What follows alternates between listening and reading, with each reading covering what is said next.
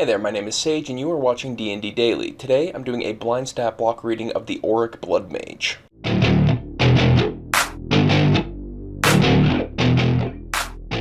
Oriq Blood Mages create deadly weapons formed of their own body. They can also sense the life energy within nearby creatures, making the Blood Mages almost impossible to ambush. Pretty cool that they have like an AoE sense blood. I wonder how that's going to be shown in the stat block. The Oriq Blood Mage is a medium humanoid warlock, typically neutral evil. They have an armor class of 16 and 127 hit points on average. They have 30-foot movement speed, a strength of +0, a dex of +2, constitution +4, intelligence +5, wisdom +1, and a charisma +1. They have proficiency in constitution, intelligence, wisdom, and charisma saving throws, as well as deception, medicine, and survival skills. They have resistance to necrotic damage, and they're immune to exhaustion. They have a passive perception of 11, they speak common plus any 4 languages, have a challenge rating of a 9, and a proficiency bonus of +4. Blood Aegis. The AC of the Blood Mage includes its constitution modifier.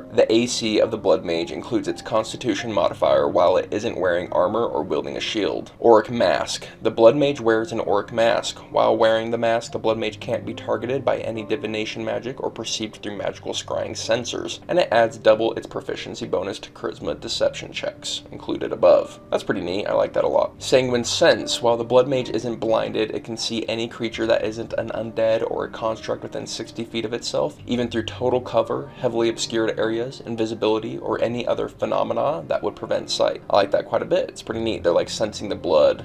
Maybe it's like a heat vision even, I'm not sure. It's probably more magically inclined. Alright, moving into the actions, it has a multi-attack. The Blood Mage makes 2 Blood Lash attacks. Blood Lash is a melee spell attack with +9 to hit, a reach of 10 feet. It hits one target, and on hit it does on average 21 necrotic damage. If the target is a creature, it can't regain hit points until the start of the Blood Mage's next turn. Something I've noticed in Strixhaven is that they have a ton of melee spell attacks that hit at range. This is the lowest range of which, but it hits pretty hard at 21 average damage. They also come with Blood Boil, which recharges on a 4 through 6. The Blood Mage chooses a point within 150 feet of itself, and a 20-foot radius sphere centered on that point fills with bursts of searing blood red mist. Each creature of the Blood Mage's choice that it can see in that area must make a DC 17 Constitution saving throw. On a failed save, a creature takes on average 38 necrotic damage and is incapacitated until the end of its next turn. On a success, a creature takes half as much damage and isn't incapacitated. A creature dies if reduced to 0 hit points by this necrotic damage.